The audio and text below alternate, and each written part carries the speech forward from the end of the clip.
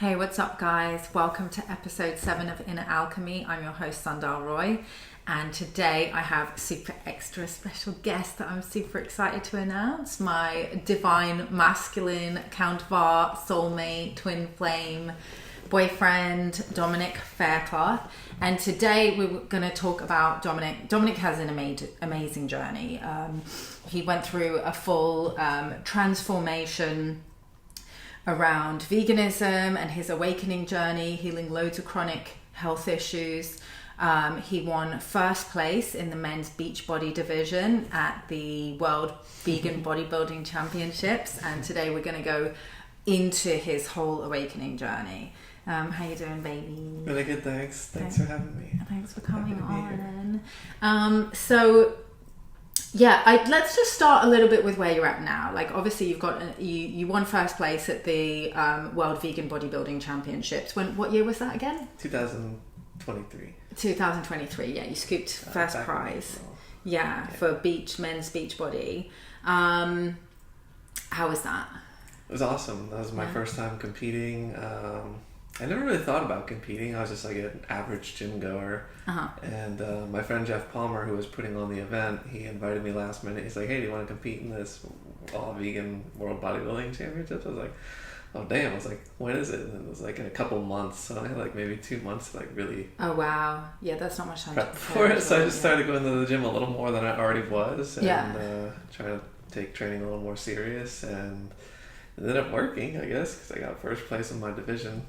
But he invited you because you were already in pretty good shape, right? Yeah. Yeah. So how long had you been vegan at that point? Let's see. It was like 9 years. Yeah. Okay. 9 Okay. years. And you just had your 11-year vegan anniversary. Yeah. Which we just celebrated. So what's your diet like on a typical day? Mostly fruit. Like, I'd say, well, for the last 11 years, the majority of my diet's been fruit. I went raw vegan from the standard American bodybuilding diet, and in the beginning I didn't know what I was doing. I was like, I'm just gonna make big smoothies and salads and stuff for the most part, and I was doing like maybe 11 bananas in a smoothie with like a big handful of baby green spinach and some almond milk and stuff, and I was like, I'm getting my fruit, I'm getting my greens, tastes pretty good, it's really simple, good amount of calories, and I was doing that a lot. And or I would do like big leafy green salads and stuff. And then as time went on in my raw vegan journey for those first 3 years, I started gravitating towards more fruit because like my body just craved fruit, and I like fruit better. And and eating big salads for a long time, like an hour, to eat a salad takes, I don't know, it's a lot of chewing. So it's so interesting to me, because obviously we've been talking about the whole karmic interface on this channel and what we were going through, and we went vegan around the same time, and we both went onto the high fruit lifestyle as well. I mean, y'all know, if you've been with me for many years, or you can just scroll back and see, like, this channel kind of, I started taking this channel more seriously when I went on the Raw Till 4 lifestyle and went from being vegetarian to vegan. Bringing it back to you. So you've got another bodybuilding competition coming up in October. Yeah, roughly around that time. Yeah. At the end of this year. Okay, so what's your training schedule like for that? I'm going as much as I can. Not every day, but almost every day. 5 or 6 days a week? Mm-hmm. Yeah. Yeah, anywhere from like an hour to 2 hours a day. Yeah. I mean, I've been going with Dom pretty much every day. And I've been getting like really fit as well. It's been good. We spend like 2 hours, I would say. Okay. Yeah. At least an hour and a half average. I think it's usually 2 hours. We'll go at like 10 p.m. and then get out at like midnight. Okay, so and I mean, what I like about you is, even if it gets to like 11 p.m. and we haven't gone yet, you'll still go. Like last night you went at 11 p.m. and you still got that workout in, even if it was just going to be half an hour. I think you ended up taking an hour. It was almost an hour, yeah. Yeah, but you were like, I'm just going to go just for half an hour. Like it's helpful, because the gym is literally right next to, it's in the same building, and it's literally right next to Dom's flat, so it's really convenient for you. 30 feet down the hallway. Yeah. So what supplements do you take? Are you big on supplements, or?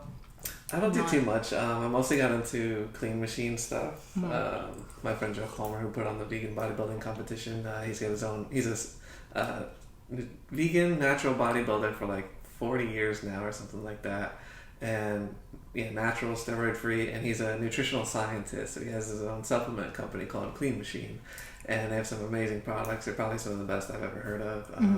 He's discovered, he did the nutritional analysis on the ahi flower, for example, and found out that it has more omegas than flax oil and fish oil combined. Wow.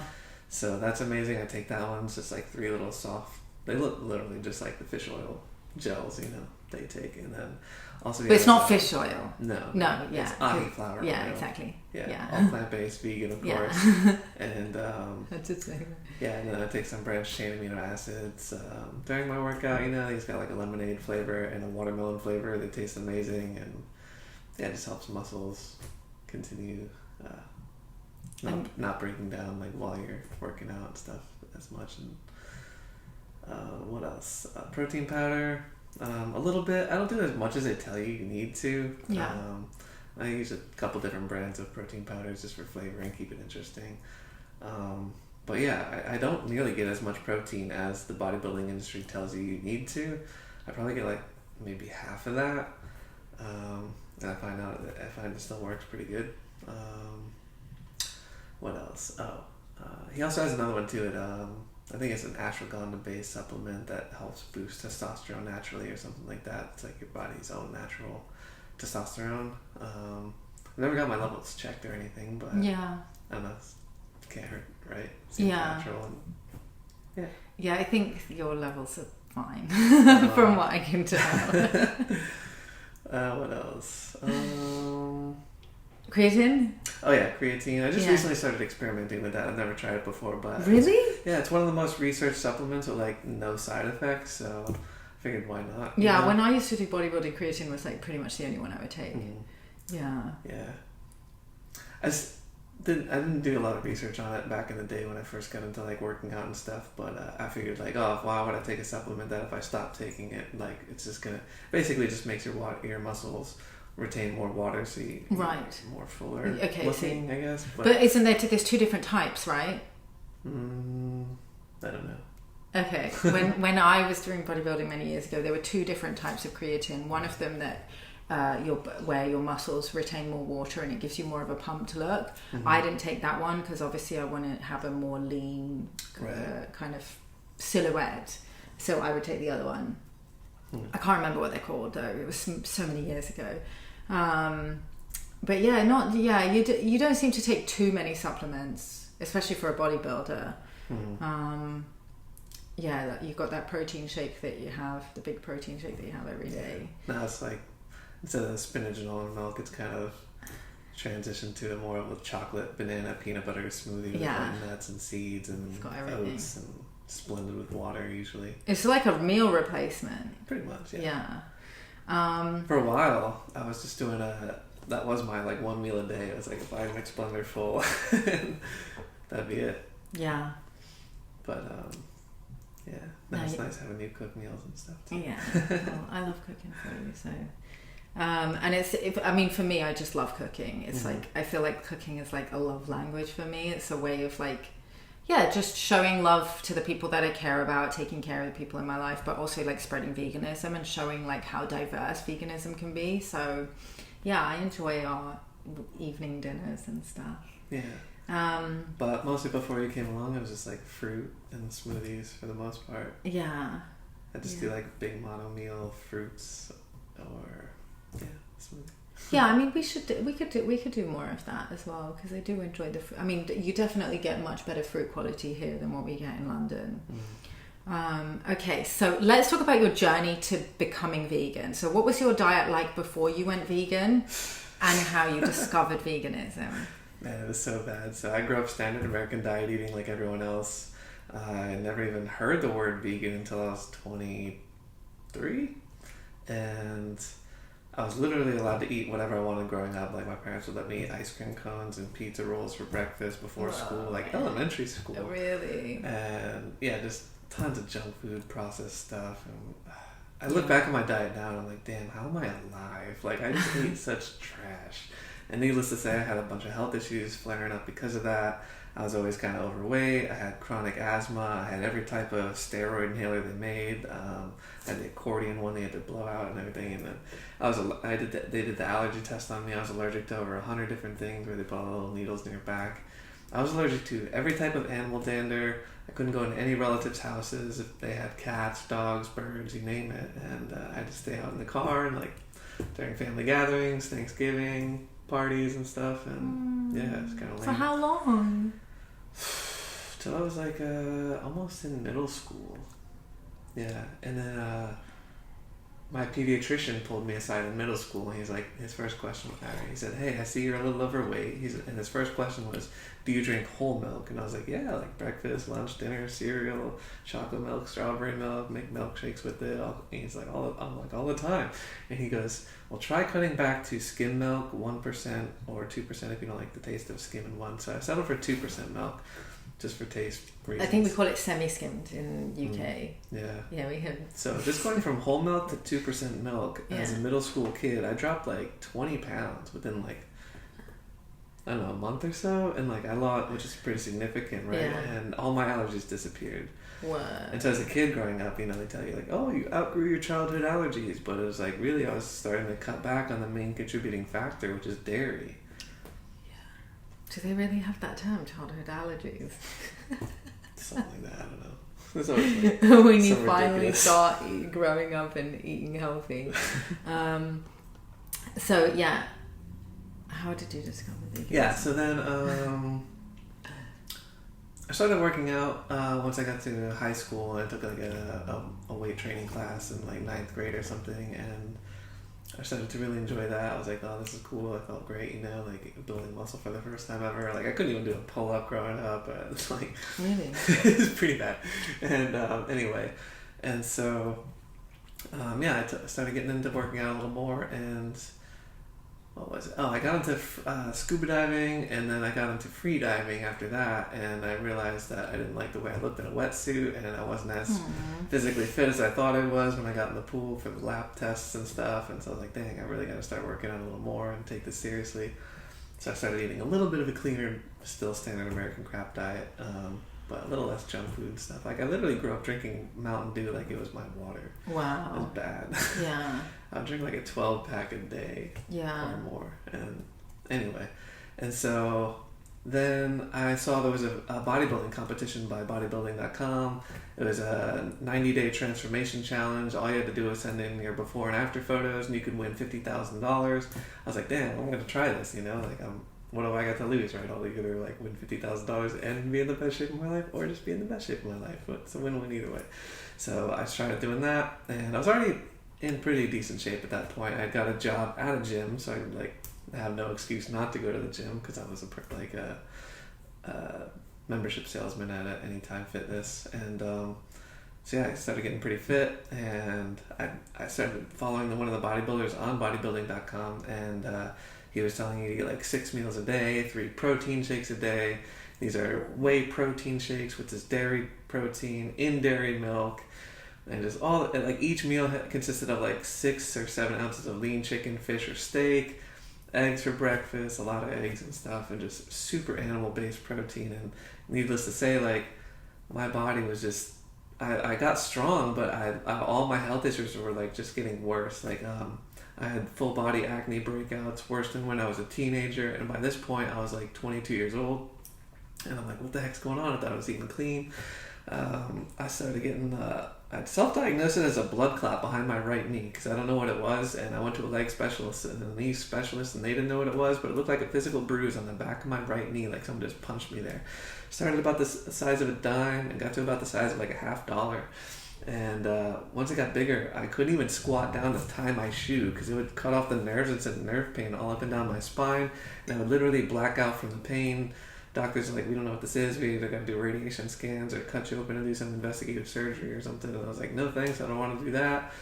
My TMJ was flaring up. TMJ stands for temporomandibular joint dysfunction. It's basically where your jaw hinges to your skull. And so for me, it was like it felt like bone on bone grinding. It was really miserable. I couldn't chew properly. I couldn't even move my jaw side to side without excruciating pain. If I yawned, it felt like my jaw was literally going to lock Charlie horse and lock out of place. And if it does lock out of place, you literally have to get your jaw, you have to have surgery to unlock your jaw. So I'm like, holy crap. And then, again, doctors told me that TMJ is hereditary. I got it from my father. It's incurable. Surgery might help it. Could make it worse. My dad got the surgery at like 65 and it made his worse. I'm like, man, I don't want to go through that. I'm only 22. Like, what the heck? I thought these like old people's problems. I had arthritis in all my joints. I was a mess. I had like constant hemorrhoids. I couldn't chew properly, so I couldn't digest properly. So I had like digestive issues. I had like irregular heart palpitations. Man, it was just... And when did all these health issues start? Like I said, I had chronic asthma growing up my whole life. That disappeared around my early teenage years. I was always overweight, still overweight, even drinking the 2% milk only. TMJ started about around like 17 or 18 and lasted until I was like 20 to 24, until I actually went plant-based. Wow. And what else? The acne. I always kind of struggled with acne, but it got worse when I was eating this animal-based bodybuilder diet. And so I didn't win the competition, but I was in pretty good physical shape. I looked aesthetically amazing, but internally I felt miserable. Like I was in pain, constant inflammation, constant hemorrhoids. Like if I didn't have a hemorrhoid, I didn't know. It didn't seem like a normal day to me. And so I was like, I gotta do something. And I didn't want to do the surgery on my jaw or my knee. I was like, screw that. There's got to be another way. Then I finally went home and sat down and did some nutritional research online, and I found out about veganism for the first time in my life. Like I said, I'd never even heard the word. And I found out about a plant-based diet and how it's like been able to reverse a lot of these issues I was having. So I was like, I want to try it. Like what do I have to lose? And then also I found out in my same, it was like a weekend of research. I feel like I didn't even sleep once I learned about this stuff. I was like, man, they've lied to us about everything, because I found out that the World Health Organization had classified processed meat of any kind, meaning if you cook, steam, boil, microwave it, heat it to it over extended periods of time, if you heat it over certain temperatures for extended periods of time, it creates carcinogenic compounds equal to asbestos, smoking cigarettes, plutonium, and arsenic. I was like, holy crap, like, are you kidding me? Like, they've known meat causes cancer all this time, and so I threw meat in the trash. Then I found out that dairy is directly linked to arthritis, which I had in all my joints. It's also linked to breast cancer in women. It's also linked to like allergies. Obviously, I kind of experienced that firsthand, and learned that I could outgrow that from cutting it out. Outgrow it. But anyway, just heal that from stopping consuming dairy. What else? Yeah, there's so many issues with the dairy too. It also causes osteoporosis, because it's so mucus. It's the most mucus forming substance we can put in our body, and we're not baby cows, and it was never meant to be there, and it's so hard to digest for our bodies that it actually leaches calcium from your bones to help digest it. Yeah. So that whole saying of milk builds strong bones, they didn't even say that anymore, because they know it's a complete lie. Yeah, it's a lie. Yeah. And threw dairy in the trash. It's interesting too, karmically, right? Like, we're stealing breast milk from another mammalian species. We're drinking it, and then women are getting breast cancer. That's some fascinating karma right there. But it's interesting that you mentioned the World Health Organization classifying meat as a carcinogenic substance, because obviously with all the medical tyranny that we saw the last few years, which you were speaking up about a lot, that's how you and I connected all those years ago. You obviously know that the World Health Organization is kind of a little infiltrated and not fully trustworthy.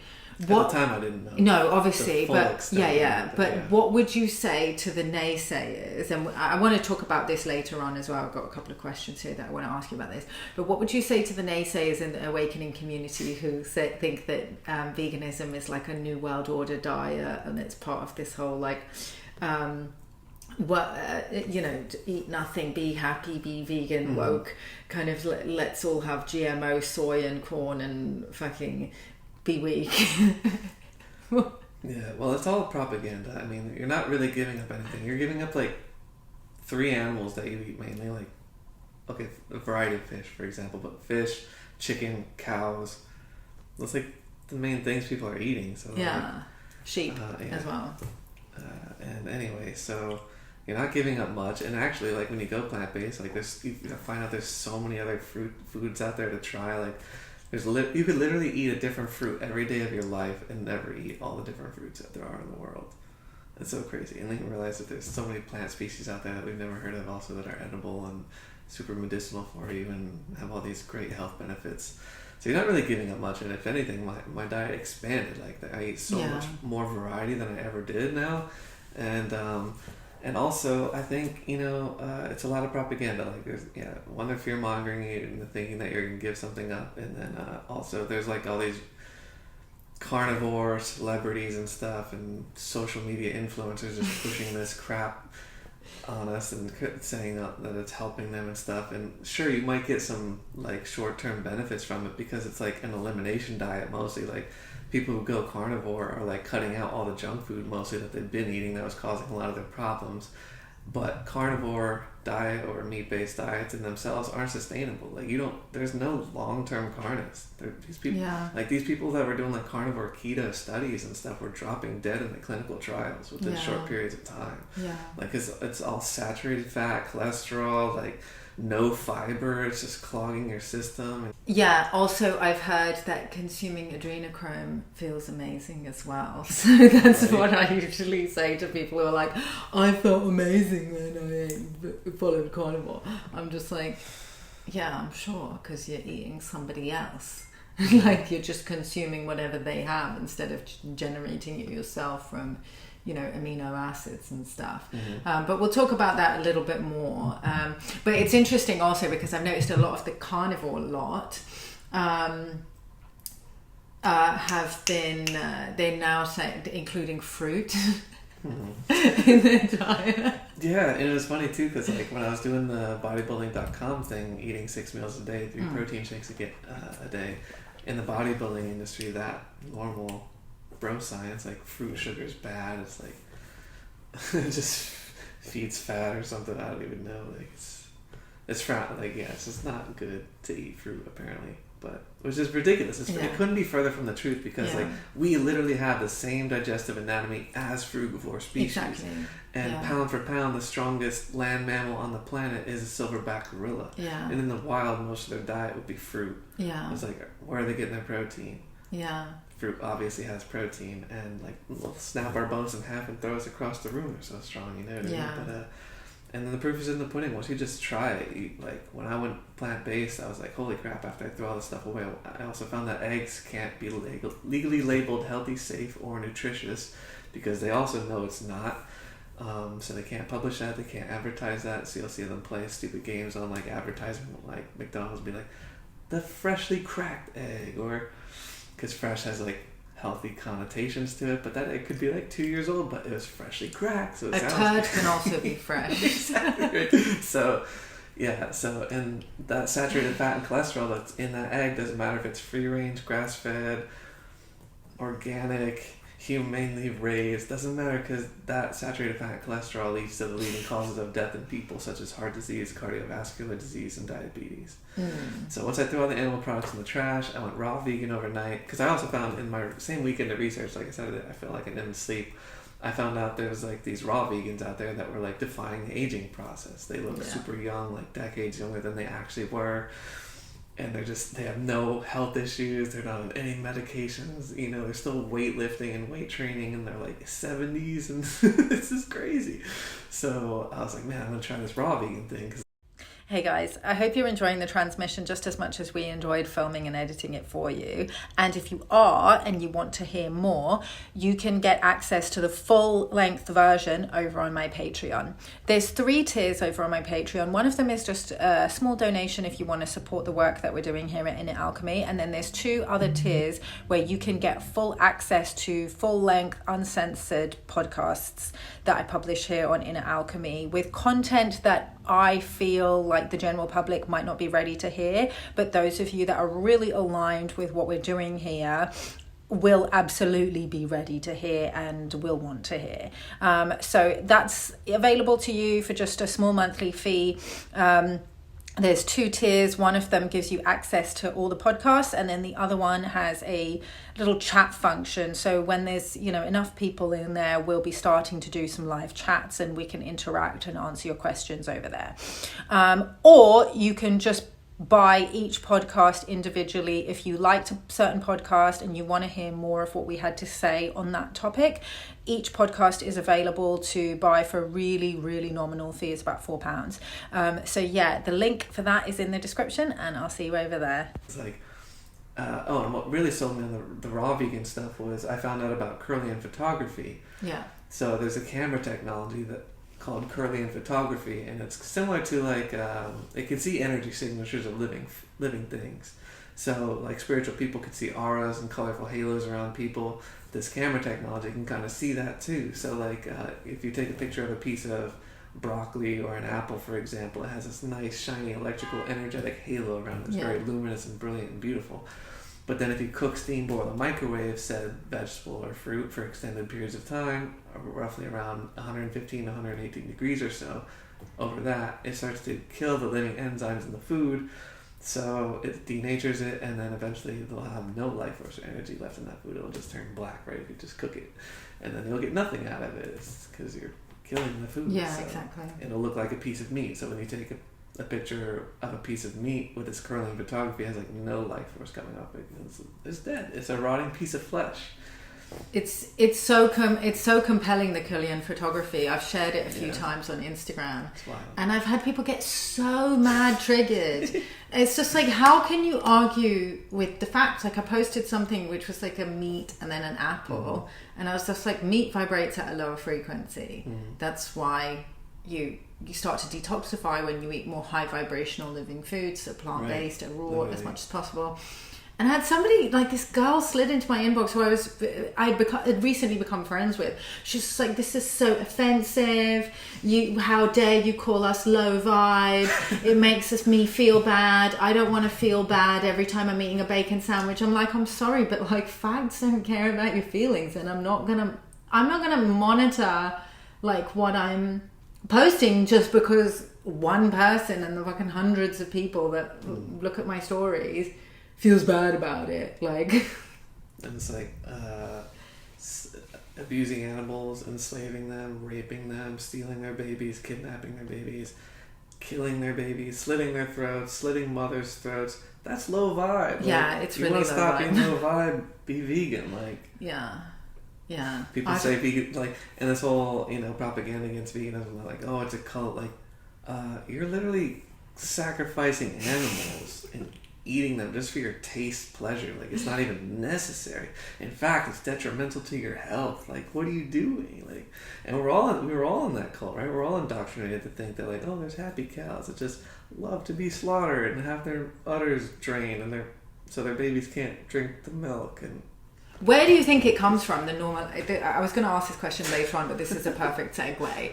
Where do you think the normalization of carnism comes from? Because I know you're very well researched on a lot of other parallel topics.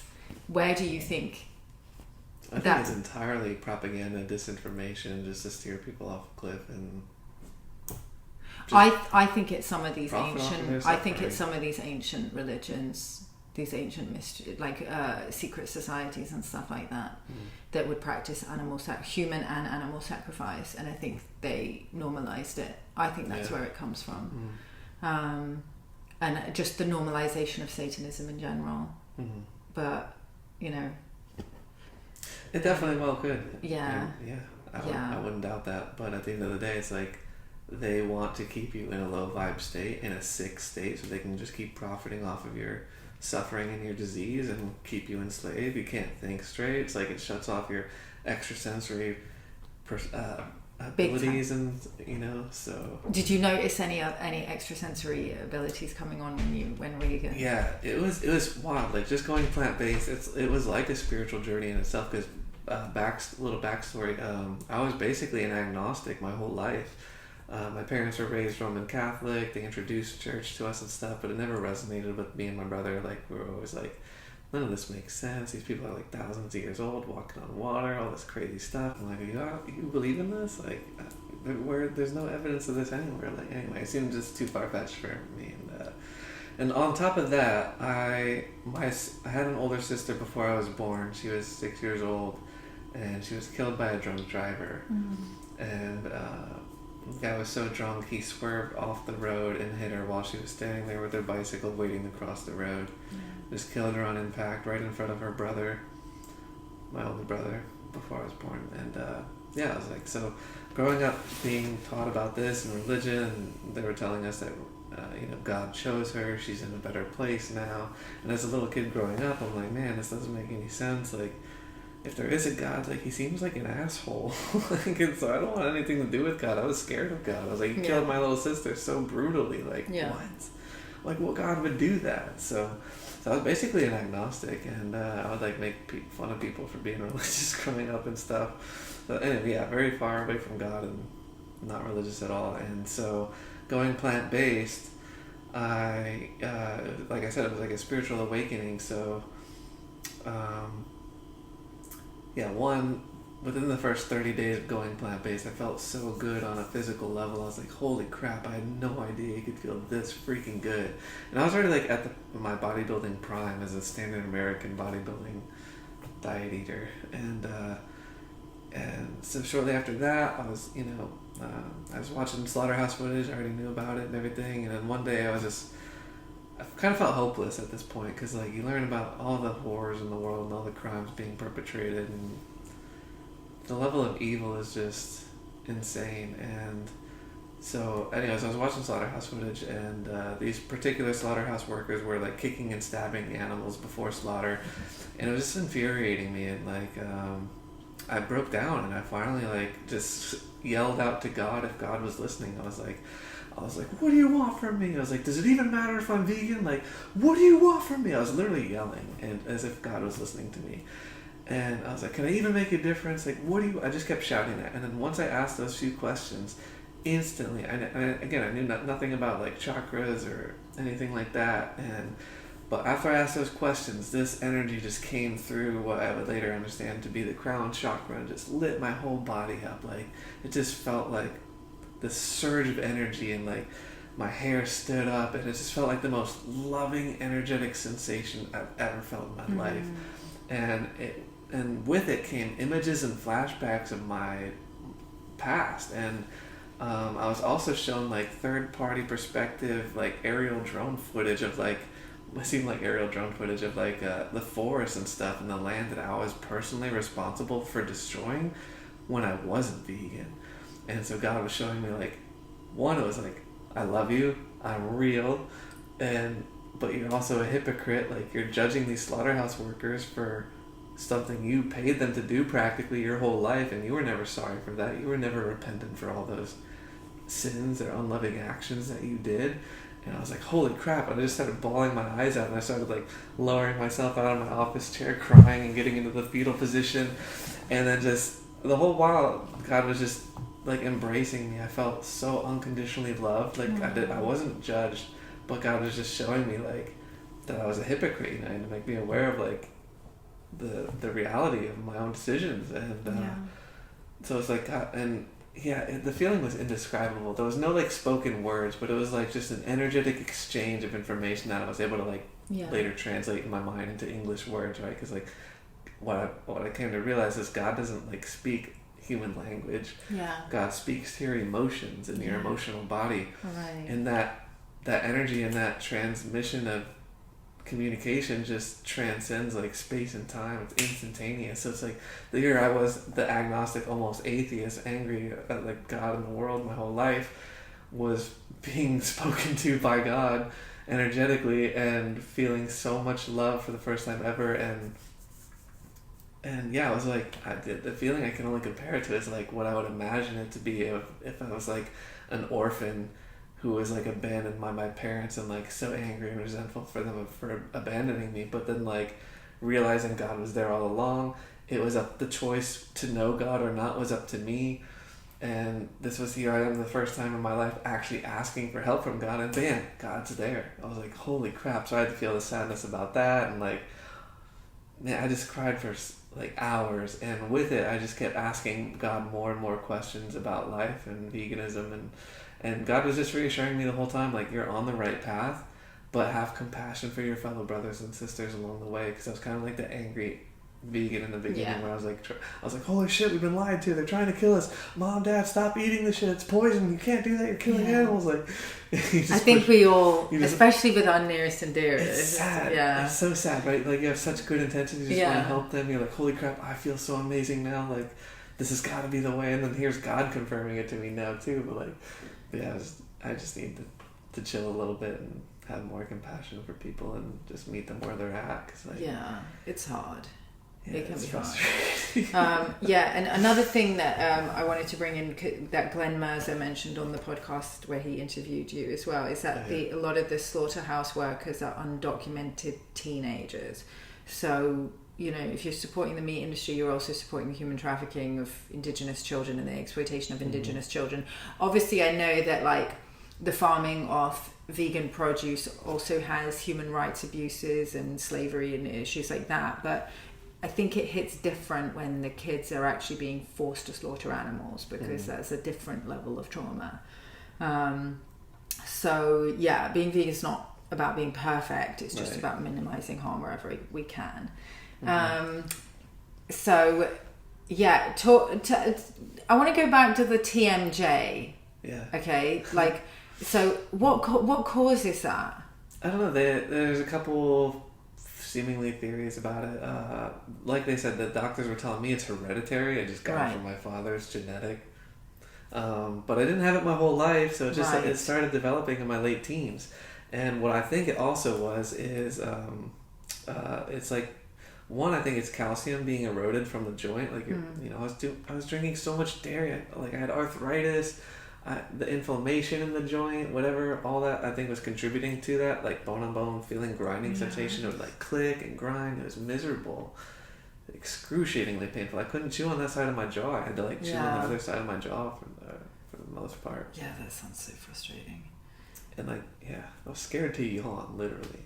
How did you? 5 years. Tell the story of how you managed to heal it. Yeah, so I went plant-based, and it started to get better. Like, I went raw vegan. I was strict raw vegan, and so I was strict raw vegan, and I had cravings and withdrawals for like, you know, certain things, because I cut out everything at the same time. I cut out meat, dairy, eggs, alcohol. Because at that point too, before I went plant-based, after the bodybuilding competition, I was kind of becoming really depressed, because I didn't realize, but it's like, you know, we literally are what we eat. And I was eating, for the first time in my life, I was eating more animal products than I ever did. And like, you're just consuming death and suffering all day, like every day, multiple times a day, like every meal.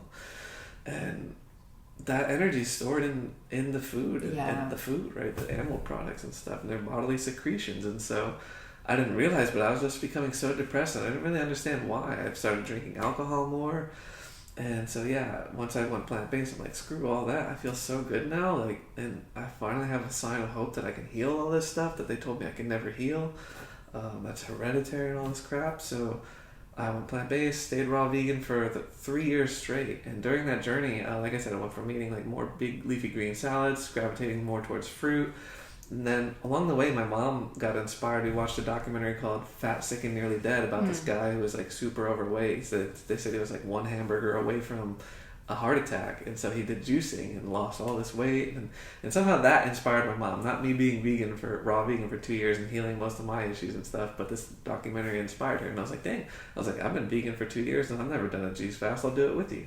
So we both did a 30-day juice fast, and we felt amazing. Like the first bit of juice that I gave my mom, and she was a little bit overweight, you know, and for coming off of a standard American bodybuilding diet to going onto a juice fast, like the first 8 ounces of juice I gave her, there was a little bit left in the pitcher afterwards. I was like, do you want more? And she's like, no, I'm full. I was like, wow, like for my mom to say that was like really mind-blowing, and I felt amazing as well. Like, how after the end of that water fast, that juice fast, I was like, this is so incredible. Like, how do I feel this good off of just juice? I'm like, so it piqued my curiosity even more to like start experimenting with diet more and fasting.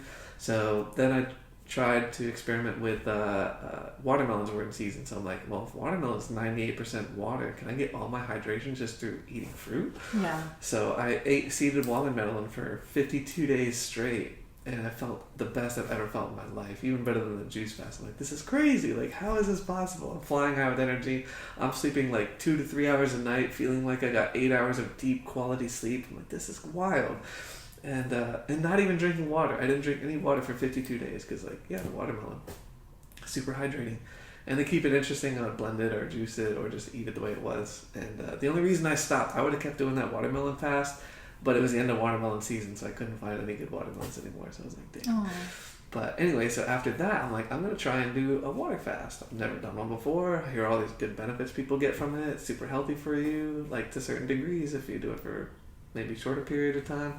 And so I'm like, I'm going to shoot for a week, but I don't think I'll make it. I've never gotten one day without eating or drinking something. So, but if I get hungry, I'll just eat, right? Like, what do I have to lose? It sounds pretty simple. So I'm like, here I go on a water fast. And I was only doing distilled water at this time because I did a lot of research about water, and I found out that distilled water is probably the best water to be drinking because, like, it's the most natural. Like, rain water is a form of distilled water. The liquid in fruit is a form of distilled water. And, like, you can only use that distilled water on, like, dialysis patients because, like, you don't want minerals and stuff, like, binding up the equipment and stuff and clogging their bodies and whatnot. Same reason why you put distilled water in your car engine. You don't want those minerals, like, binding up your engine. So I've been doing distilled water since I went vegan, pretty much. Shortly after my research led me to try distilled water. And I felt amazing. It flushed out all the arthritis from my joints. Everything just got better, and so yeah, on this water fast, day one, I got the stomach grumbles. Were you adding because we add the minerals to our distilled water? Mm-hmm. Were you adding those mineral drops? Okay, I wasn't. Yeah. Okay. And I felt like during that time, I felt like you get all the minerals and vitamins you need from just eating food. Like, right, you don't need to get it from your water. You should be getting it from your food sources. Yeah. So, like, plants and fruits. And anyway, and so. Yeah, I got the stomach grumbles on day one. I thought that's what hunger is, right? So I drank the water, and then the stomach grumbles went away. I'm like, I guess I'm just dehydrated. I'm not actually hungry. And I just kept doing that. And again, here at, like, the watermelon fast, I'm flying high. I have so much energy, so much mental clarity, sleeping 2 to 3 hours a night, getting feeling like I got 8 hours of deep quality sleep. Which sleep, was always an issue for me on a standard American bodybuilding diet. I always had terrible sleep, woke up like stiff necks, achy muscles and stuff. And plant-based diet just, like, made everything better. Like, things I didn't even know would get better got better. And so sleep was one of them. And yeah, here I am flying high on this distilled water fast, and the days just keep going by. And I'm flying high. This is crazy. Like, the first week, amazing. Like, no troubles at all. Just super happy. I felt like bliss. I think this is probably the first time I felt like I was high on life. I didn't think that was possible, right? Like, I thought people were crazy when they said stuff like that. But here I am doing nothing, no stimulants, nothing, just distilled water. And I feel like I'm blissed out, like a little kid, just bewildered by everything, like looking at ants and, like, with this wonder and awe and amazement. It's just appreciation for life. Like, I've never experienced it before. And, yeah, I kept going with it, and then so it was on, like, day 21 of the water fast that I was. It was so weird. So physical hunger still never set into that point either, and still to this day I don't know what physical hunger is anymore. But anyways, but I had intellectual thoughts of food. I thought about food constantly. I don't know why. I wasn't physically hungry, but I thought about food because I was excited to break my fast and, like, try raw food. So I'm, like, binge watching all these, like, YouTube raw vegan recipe videos. Yeah. And anyway, and so one day I'm just watching these YouTube videos, and then the sadness comes up out of nowhere, and I'm like, okay, I'm gonna pause this video and sit with my sadness and see what this is about. And then with it came images and flashbacks back to my childhood.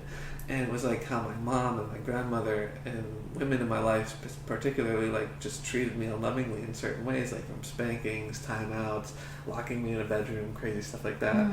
And then I saw how it also, like, ripple affected into my relationship with women, and how my girlfriends treated me crappy, and then how, like, you treat them back crappy because of the way they treated you, and all this anger and sadness.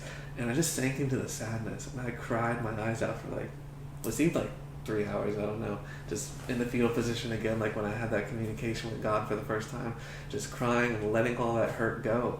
And I cried myself to sleep again, just like I did with the God communication. And then when I woke up, my TMJ was gone. And I was like, I instantly noticed. Somehow because I was in excruciating pain all the time in my jaw, and I woke up and I'm like, what? It's gone. Like, I was just That's chills. crazy. Look, my hair is standing up, like mad chills. And so I was like, holy crap, like my TMJ is just gone. Day 21 of a water fast. Something that they told me I would be stuck for the rest of my life. Yeah. That I would need surgery to fix. That was hereditary. Gone. And I was like, no way, this is amazing. That's so crazy. And so I kept doing the water fast. I went 30 days. But was that the intention with the water fast? No. What was the intention with the water fast? Pure curiosity. Interesting. I'm like, I've never gone a day without eating. What even is hunger? What is food? Like, do we even need food? Like, how do I feel good off of juice fasting? How do I feel good off of just watermelon? What about water fasting? What about... And also, when I first discovered veganism, that weekend of research where I didn't even sleep, just research like nonstop about all this stuff. I found out about breatharianism, and at the time I was like, no way, that can't be, that's got to be clickbait nonsense, there's no way that you can't live off of just no food and no water. Yeah. But there it was, like a splinter in my mind, because at this point, even before the water fast, I realized that like coming off the standard American bodybuilding diet, you're used to eating such large volumes of food constantly throughout the day, that like going plant-based, now you're getting more fiber, you're cleaning out your digestive system, all that fiber sweeping all the stuff that was impacted in your colon, all that impacted fecal matter, like that black goo that just comes out of people. It cleans your system out. And so now I realized after I went plant-based, I didn't know this before that, but I was basically malabsorbed. Because like I was eating all these calories and animal products before I went plant-based. But like I had a hard time putting on weight. Like it would just go right it's just through going me. through. And I thought all the walls are covered in shit. It's like your colon can't absorb all the nutrients and everything because it's just clogged with shit, literally. And so I didn't realize I was malabsorbed. And so as I went plant-based, cleaned out my system, my smoothies got smaller and smaller and smaller. My big salads got smaller and smaller and smaller, and I got fuller quicker. I would stay satiated longer, and I'm like, and it got to the point where I was just eating like, I would wake up and I would eat like half of a cantaloupe in the middle of the day, and I'd go to eat the other half of the cantaloupe, and I'm like, I just physically cannot. Like I'm full off of half of a little cantaloupe. How? There's like not many calories. Like what? 200 calories maybe in the half of a cantaloupe, and I'm full. Like I want to eat the other half of this, but I can't. Like. So there was like a splinter in my mind, that breatharianism thing. I'm like, there might be something to this. Like how? And so this water fast again was just reinforcing that like there's something about this. Well, when you look into like Dr. Sebi and everything, we're talking about the genetic hybrids and stuff, you realize that like our ancient ancestors were eating food that was like way smaller and probably more nutritionally dense as well. I mean, it's not as fun because you don't get to eat all this, but you know, how much time do we spend like shopping for food, working to make money to buy food, cooking food, washing up after food, planning the next meal, planning the grocery list. So here I am on a water fast doing none of that. That was one of the hardest struggles with the water fast, is finding something to do to occupy all this extra free time you have. Because like you have like 6, 7, like maybe 8 hours more in a day to like just not think about food and like do whatever you want to do, have fun. And just so okay, the next thing I have to is just slightly jumping around a little bit. So on Glenn's podcast, he obviously talked about, you know, the animal agriculture industry and climate change and how it's a big contributor to climate change with all the hurricanes and things like that. Share your thoughts on that. I think climate change, the only climate change that's happening is geoengineering, which is they're purposefully doing this. They have the technology, they've admitted this, they've had the technology to make it rain when they want with planes and the devices they have attached to the planes. There was actually, I think the state of Arizona sued the Air Force for constantly making it rain on them over there and causing like flooding and stuff. It's like a documented case. I definitely think that Milton was... And then Operation Popeye in the Vietnam War, they literally made it rain and increased the monsoon season to flood them out of the trenches. That's known. And so now it's even worse. We see the hurricanes getting worse. They have the technology with HARP and the chemtrails. Now they can like just ionize the ionosphere with all these heavy metals, and then just manipulate the weather with that and frequencies, and pinpoint like where they want a hurricane to go. They can steer it. They can create it out of, like, within days. They made like the record.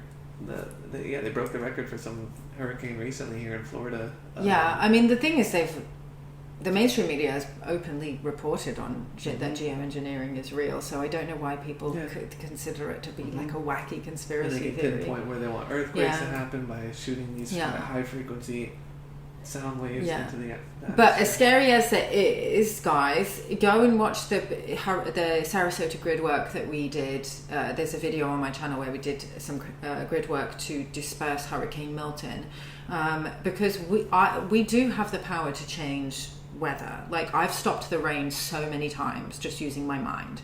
And when I was posting about this also, I had like a bunch of the Palestine crew. Like one of my followers messaged me saying that her Palestinian grandmother would regularly talk about how we can change the weather. I mean, indigenous people knew that we can stop the weather, we can move rain clouds. Dancing, right? Yeah, I mean, it's actually not that crazy when you try it. So we did grid work to try and disperse Milton, and it went from a category 5 to a category 1, and we're in Sarasota, so that's right in the path where we were supposed to be the most affected, and we even walked around in it, and we were outside, and it wasn't that bad. There were some, obviously there was damage. Your parents' house got quite damaged, but we were okay here. And it was definitely not as bad as they said it was going to be.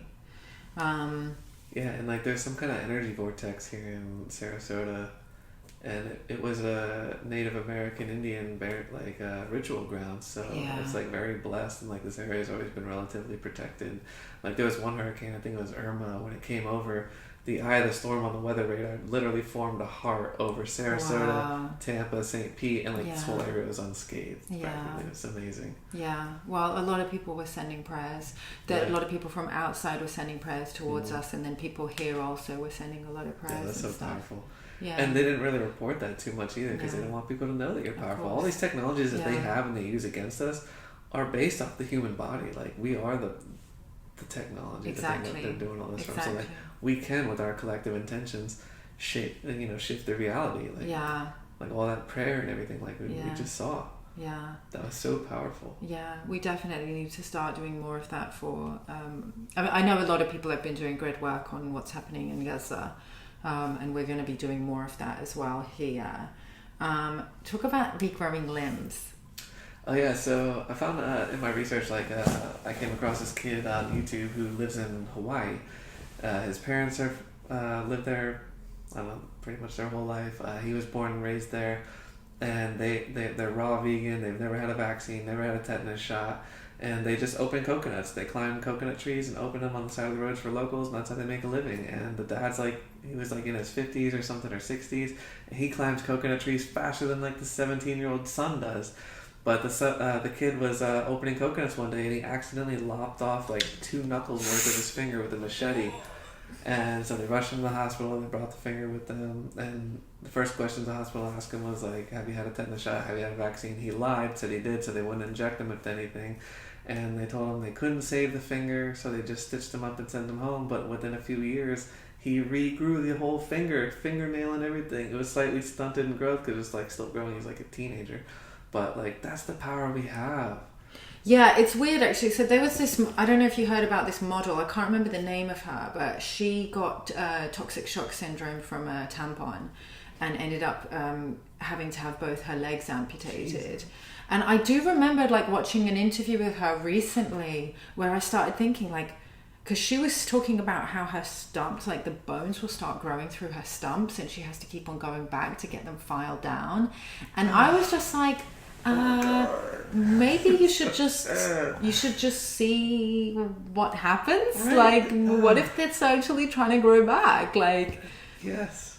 That's when I started thinking about it, and then I heard you talking about that on Glenn's podcast. There's another thing too with some kind of, I don't remember if it's currently photography or a different type of camera technology, but they can see that too, like if like a war veteran, you know, all these amputees, whatever, if they take a photo of them, they could see in their spirit body their arm is still there. Wow.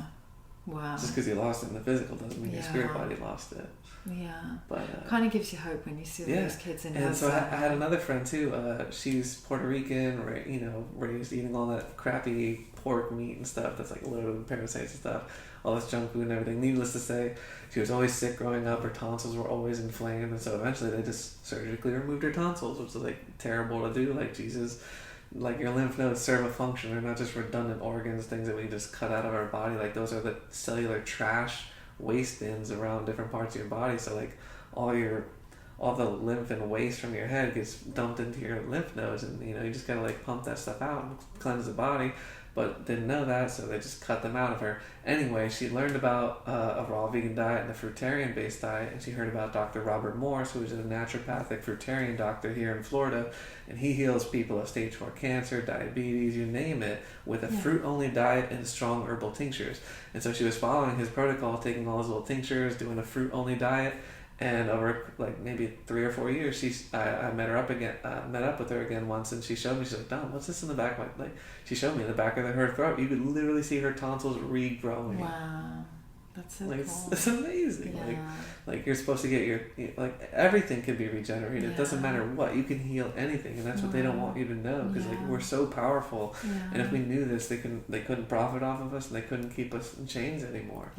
And like you're supposed to regrow infinite sets of teeth, just like a lizard or a shark, you know, losing their tail or losing their teeth. Alligators just regrowing sets and sets of teeth. Like your third set of teeth is supposed to naturally come in at around 120 years old, but most people are dying young, and we're not even living long enough to find out. But like if I found there's some people in Ecuador, which is known as like the land of longevity, in this place called Vilcabamba, Ecuador, and these women are like living in their, you know, having healthy pregnancies in their 90s.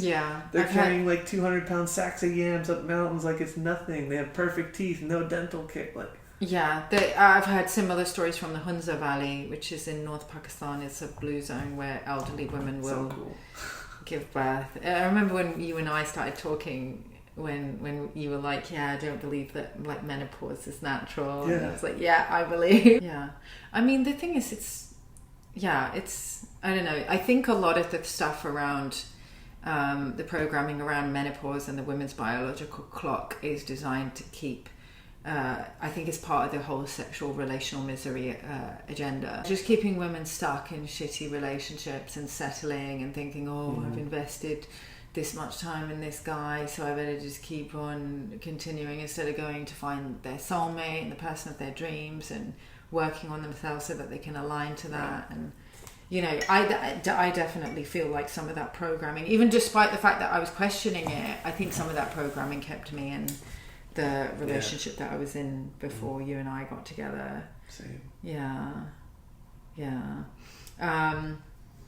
But so do you think that there's some kind of nefarious agenda behind the push in the awakening community, the push against veganism, and like, you know, putting it in with like wokeness and promoting carnivorism and things like that, and all that whole homesteading and no doubt. You know, they have all these, like I said, celebrities and social media influencers who are vegan, right? And they're not really, and they're just like steering people off a cliff, like Steve-O from Jackass. Like, he's a good example of what a vegan is, right? He's like, really? This clown? And then you got like Miley Cyrus. Like, these are the people we have to look up to who are vegan, like in the celebrity movement. Like, it's terrible. But anyway. And so, and then they obviously, like, later down the line are already come out as not even vegan anymore. And what does that do? Like, all their followers like, well, see, it didn't work for that guy. He's got all the money. Like, he could have easily done it if it would have worked, but apparently it doesn't, you know? So it must be a starvation diet or a cult or a New World Order depopulation agenda diet. It's just like, come on. So do you think it was deliberate? Yeah. Entirely. So where else did God or your awakening lead you after veganism? Because you don't just talk about, you're obviously really into your animal rights activism, but it doesn't just end there. You've you know, you obviously speak a lot for Palestine. You talk Yeah. a lot about like just a lot of different issues about geoengineering and mass mind control. You talk about, you know, who's pulling the strings in government. There's a lot of different things that you talk about. So talk a little bit about your awakening journey around all those subjects, and was it connected to the veganism, or was it, you know, separate? I was already a pretty aware conspiracy realist growing up, because like my dad let us listen to George Carlin since we were really young. So we grew up like reciting and regurgitating like all of his skits and everything, and about how the government's so corrupt and everything. Right. Okay. And then I was like just going into middle school when 9/11 happened, and then shortly after that, a couple of years later, I think I was still in middle school. The documentary about what was it? Was it Zeitgeist or? Zeitgeist was no, a big no, one, it's the one before that. Was it the Fahrenheit 9/11 documentary? I'm not sure. Zeitgeist was the first one that I saw. Anyway, quickly learned about the truth behind 9/11. I was like, holy crap. Yeah. And I was devastated as a little kid, like a teenager, like 13 or something. How you were 13 when you realised about 9/11?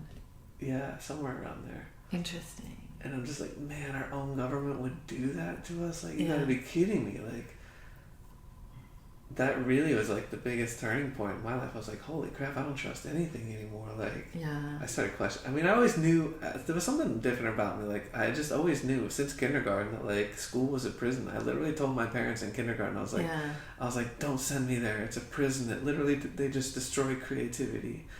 And I knew it. I saw it for what it was. I kicked and screamed so many times, like begging them not to send me to school, but I still did.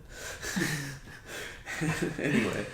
And then, so yeah, it just spiraled down. And then, like, the whole veganism led me to the whole looking into the food and pharmaceutical industries. I'm like, Jesus, everything's a lie. Like, and then shortly after that, I learned about, like, urine therapy. And I was like, holy crap, what is this?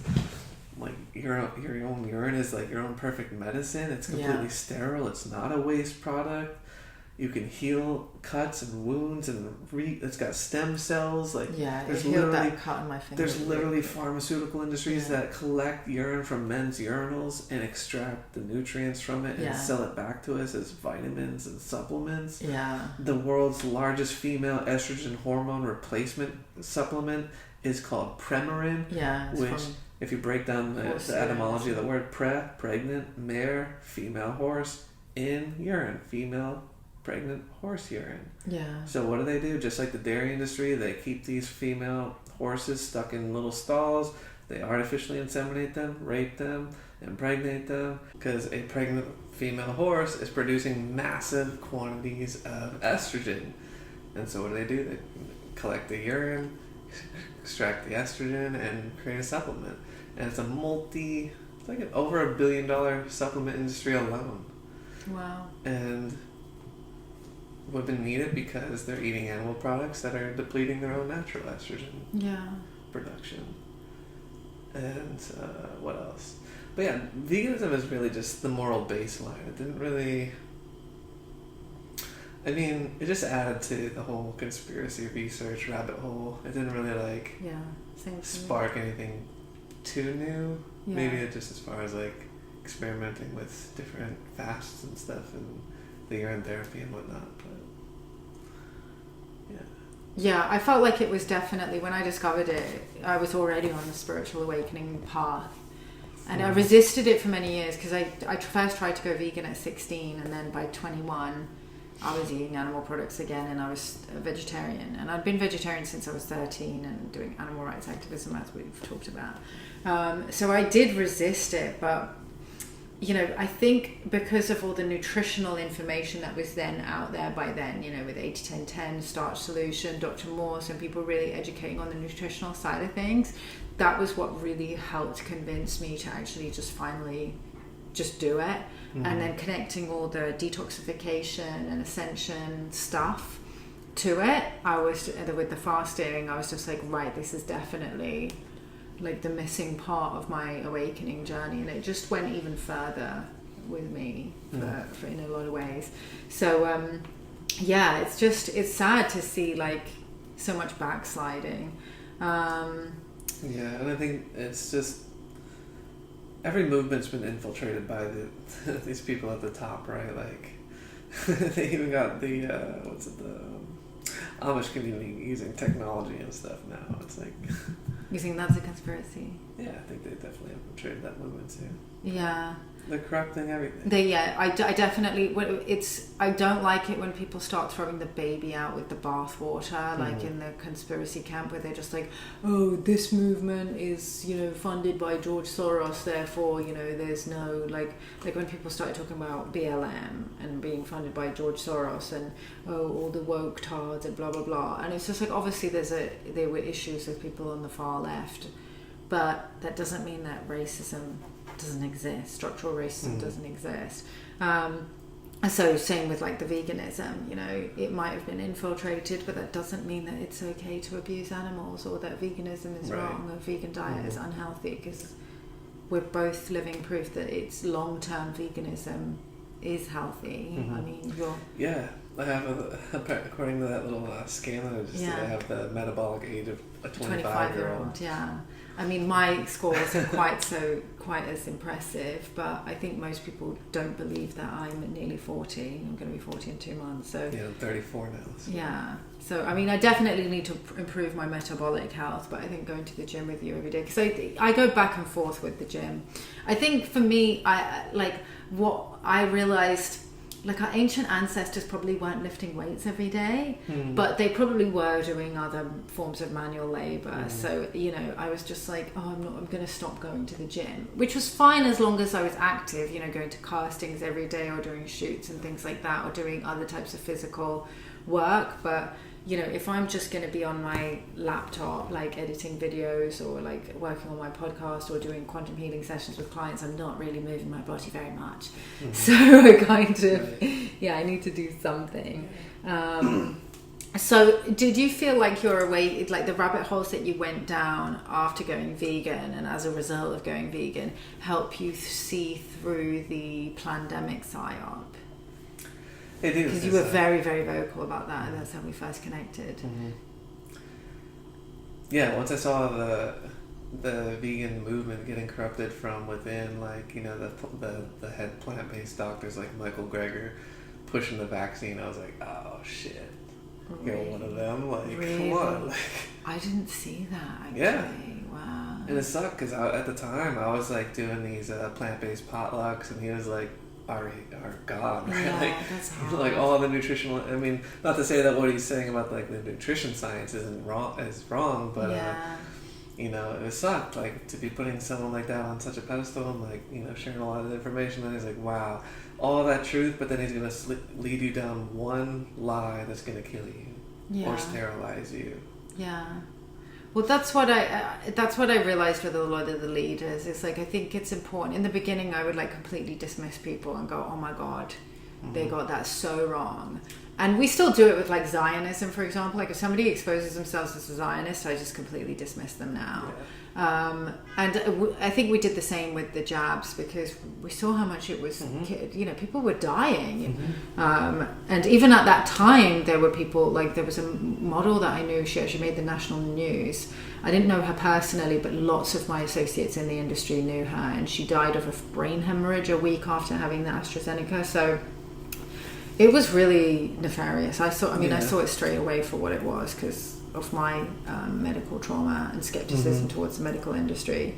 And that's what got my main Instagram account just deleted without warning or anything. They just completely deleted it, banned it, and it's gone. Like I started calling out the plant-based doctors for pushing the jabs. All the plant-based bodybuilders. I was like, you're shilling for big pharma now? Like, really? And then bam, gone. That's crazy. What? So do you think that they were put there deliberately? Do you think they were shills? Do you think that they were just mistaken, misled? I think they've been put there since the beginning. Really? Mm-hmm. Yeah.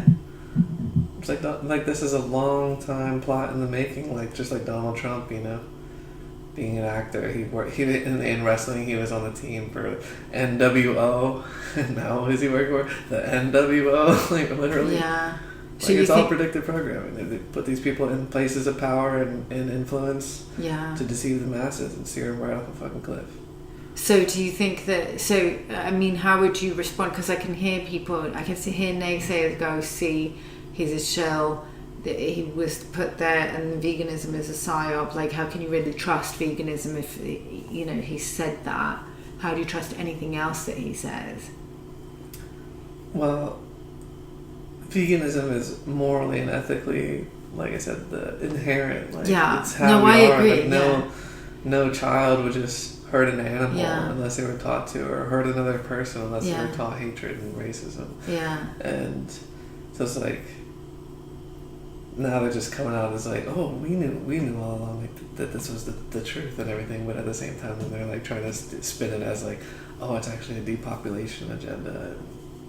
It's so weird. I find it so weird because I feel amazing, like, eating vegan food. It's so delicious. I don't feel like I'm missing out on anything. I don't know how anyone thinks that it makes you weak, because I don't feel like it does. It's really satiating. Like, if you're eating proper, like, obviously if you're eating just a bunch of lettuce and tomatoes, like what people think vegans eat, then yeah, maybe. But like, if you're actually eating nourishing plant-based meals that have like carbohydrates, proteins, fats, like, you know, I'm not one of these no oil, no salt people. I tried to do that for a while, but it was just too restrictive.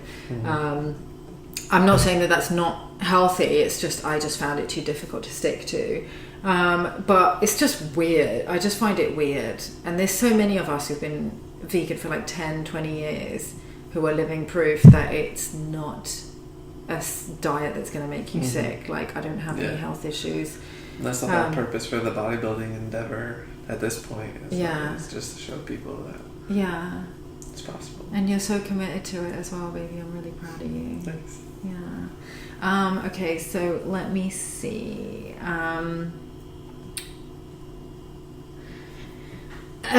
So talking about all the other things that you're interested in, the other things that you bring into your activism, talk a little bit about your music.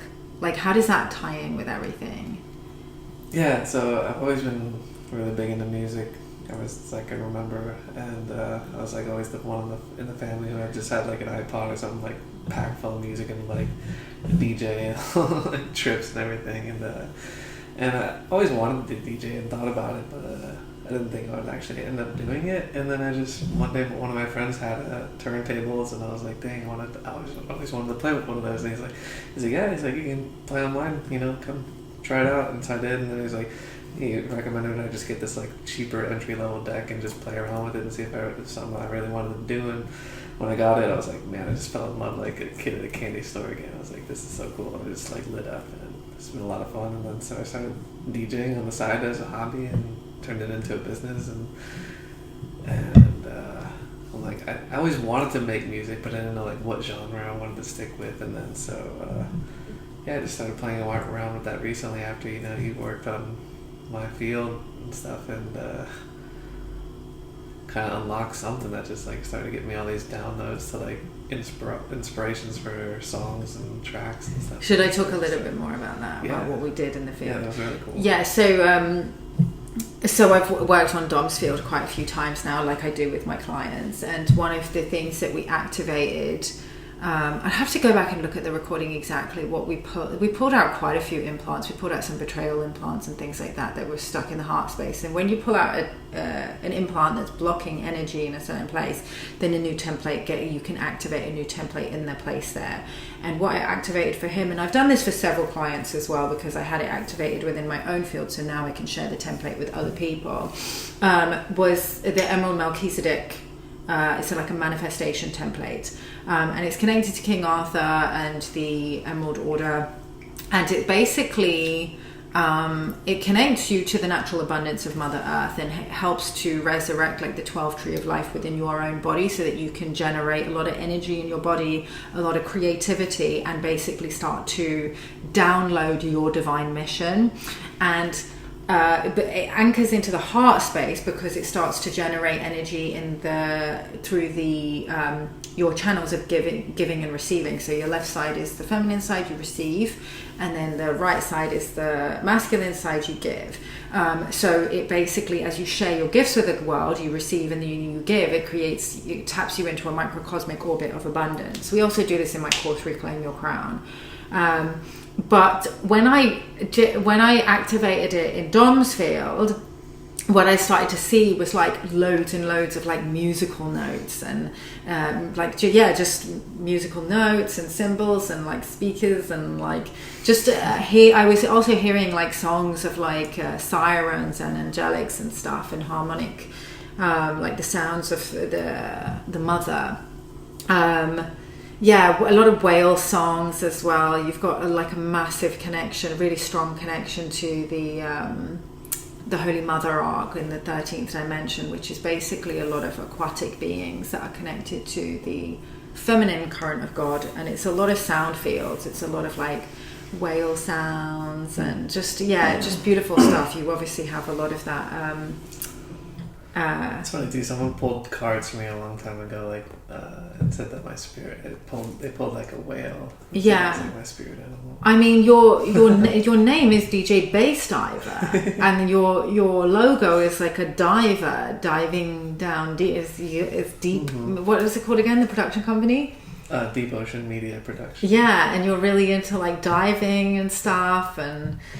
Yeah, like whenever I look into your field, there's just so many like whales and dolphins and stuff like that. But yeah, it was a lot of sound healing and generating abundance through musical creativity. And so after we activated that template, I just noticed like a week later, you just started making loads of music. You just started you'd never done that before, had you? No. You'd obviously done DJing, but you hadn't started producing your own tracks. And so you've been producing a lot of your own tracks now. So I'll talk more a little bit about that. Yeah, it's been a lot of fun. I not only wanted to do, I was really inspired by Divine Truth to make music that would help people process their emotions. Explain what Divine Truth is. I actually had this question but now that you've brought it in. Yeah, Divine Truth. Shortly after I went plant-based, I was watching YouTube videos one day and this recommended YouTube video came up on the side that said Secrets of the Universe Part 1. Yeah. And I was like, what's this about? I clicked that, sounds pretty interesting. And then shortly into the video, the guy speaking claims that he is Jesus reincarnated. Right, yeah. And I was like, come on. Yeah. What? Yeah. And I was kind of like multitasking. I think I was like playing games on one monitor and like listening to this on the other monitor. And I'm like, well, never heard someone claim they're Jesus before. I'll at least hear what he's got to say. And like, this should be interesting, right? To say the least. And within a few minutes, like, he had my full attention. I'm like, holy crap, what is this guy on about? And it's just resonating with me, like, everything he's saying. I'm like, that's making a lot of sense. And I quickly just started binge watching all the videos on this channel. And initially I was like, surely he's got to be, he can't be who he claims to be. And I was like, I'm going to debunk this guy. Like, it's got to be easy, right? Like, surely he'll like contradict himself or I'll catch him lying somehow. Nearly 2,000 hours into his videos, I've never seen him contradict himself once. Really? And I was like, holy crap. And I don't know any other person that can like, he speaks from the heart, you know, he's almost never reading from notes or anything like that. He can answer people's questions before they even ask it. And it's just mind-blowing. And so yeah, I fully believe who he claims to be. And also, basically it's the same message as what he said it was in his first century life, which was that, you know, he's no different than us, and we all have the ability to connect to God. Yeah. It just comes down to the use of your free will choice, if you want to actually use the gift of free will to connect to our Creator or not, which I learned in my own personal experience to be the case. And since then, he's teaching that, like, you know, you can heal yourself, you don't need anything external to you. And the biggest key is being able to process the underlying causal emotions to your issues. So, like, for the example I didn't get to finish with the water fasting, day 21 of that water fast, when I had that sadness come up randomly, that was giving me images and flashbacks back to my childhood and how my mom and my grandmother treated me unlovingly. I had this huge emotional release, and I cried my eyes out. I fell asleep. When I woke up, the TMJ was gone. And so what was that? Well, the TMJ, I didn't know anything about spirituality at the time what was going on, but I later learned from spiritual teachers that like the left side of the body is the feminine side and the right side is the masculine, like you were saying earlier as well. And that apparently was the case because like the TMJ only affected the left side of my jaw, not the right side at all. And that memory, core emotion that was associated to my TMJ, or the cause of my TMJ, was anger and sadness pent up in the jaw towards the females in my life. Yeah. And so once I just cried and it healed that emotional side of my body, it was gone. It healed itself. And it's I heard with water fasting and dry fasting and stuff like that you're basically like on nature's operating table, and you know the body is so intelligent, it knows how to heal itself. You know, like the doctors don't heal you, they like hold your stuff together with a cast or some stitches or some screws or something, but like the body heals itself and repairs everything. So it's just mind-blowing. So did it change your relationship to women after that? For sure, yeah. I stopped attracting such, well, I don't know, it's hard to say. I mean, obviously yes, because now I'm with you. Things are the best it's ever been, so I don't think that would have ever happened if I was still holding on to those core wounds of like, you know, because you learn what love is from your parents and the women closest to you in your life, and your father figures and authoritative like teachers and stuff in your young childhood developing years.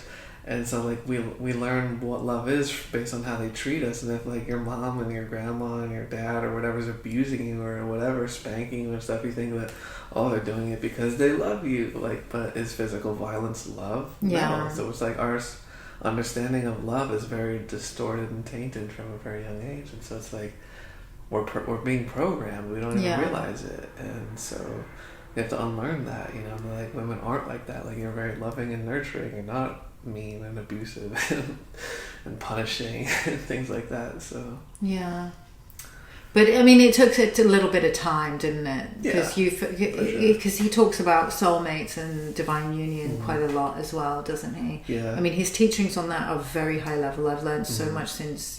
So Dom basically sent me this guy's work when we first started talking, and I kind of conveniently missed the part where he said he was Jesus, because I just completely didn't hear that part. I think maybe I fell asleep while I was watching it, and I was kind of in and out of sleep and listening to what he was saying, and I was just like, wow, this is some really high level information. And not just that, but the fact that he was talking about like soulmates and divine union, it's actually what helped me start to recognize you as the person that, because I mean, even I started to recognize you even when we first became friends, like years ago, but I think, you know, my relationship was ending around the time that me and Dom were talking, and then, you know, I started to believe again that the twin flame or the genetic equal is out there. And then you sent me that, and I was just like, okay, here's this guy who's like so similar to me, talks about so many of the same things, has so many of the same values, and now I'm finding out that he's also been on the divine union path, same like me, and it was kind of crazy, and like, yeah, I missed the part about Jesus and his beloved, who's Magdalene. I completely missed that. And when you started talking about that, I was a bit like, whoa, okay, I don't know how I feel about this. And I'm still not there yet, but his stuff is, it's weird, because I'm always like, no, he's not really Jesus. He must be confused or something. He must just believe that he is, or whatever. But then when we're watching the video and they talk about their experiences in the first century, it's like, I'm just imagining it. And sometimes I'll say, because I've been working with Jesus and Magdalene in the field for many years, Magdalene helps a lot with womb healing. She works with rose technology. And Jesus does entity removal. I've seen AJ in the field as Jesus quite a few times now. So I don't like basically, and I've said this in previous webinars, that when Jesus comes into the field, if you see Jesus in the field, he'll usually appear, what I've been told by him is he'll usually appear in a way that makes sense for you, where you can interpret him. So however you think he looks. I've even seen him look like a cartoon, like those cartoon illustrations where he's wearing white with like the red thing. Like I've seen him look different at different times. So I think it's more just showing me that I'm starting to believe that maybe he might be.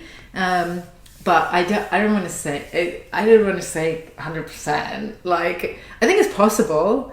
I think it's possible that he might be remote viewing Jesus' lifetime also, and maybe that's why he's able to remember so many years. You're like, no, he's Jesus. I'm 100% believer.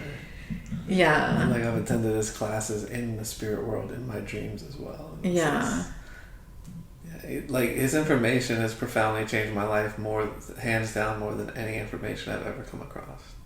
Well, for as somebody that's been on the divine union path for many years, I thought and from what I notice as well from talking to other people who are struggling in relationships and their beliefs about relationships, I knew that I was coming at a higher level on what the average person believes.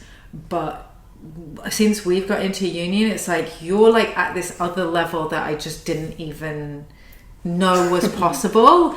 And I think that there's the purity that's coming from him is like just things like once you start to heal your emotions, you'll never desire anybody. Like people say things, just all kinds of crazy shit, like it's normal to be attracted to other people even when you're in a healthy monogamous relationship, and you're saying that that's not true, right? Mm-hmm. He teaches that basically as you heal your emotions, you will never desire anyone other than your soulmate. You'll just want to be with them, like you'll want to be like in ecstatic, loving union, making love like all the time. And that's definitely true. The more we heal, it gets, and people think also that after you've been together for a while, you'll kind of lose the momentum to want to be at it all the time, and that's also not been true.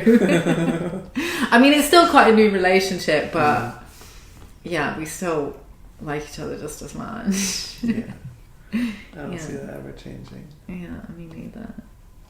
But let's keep it PG-13. So with Divine Truth and the music, so I wanted to incorporate a lot of his teachings in my music and just help people heal by processing their emotions, no matter what it is, like the whole wide spectrum. So it's like I got, songs about longing for your soulmate, songs about finding them and being with them and loving them, and some naughty ones. I also want to start making songs to help people process their anger in a loving way and be able to let that out, because society doesn't condone this. It's not you can't just cry at work. You can't express anger in public. You end up going to jail sometimes. So you have to find outlets and healthy ways of letting it out, like a child does. A child doesn't care what's going on or who's watching. They'll throw their little temper tantrum, they'll cry it out, they'll let it out, and then they're done. They healed it right then and there. It's like if they fall down when they're learning to walk, they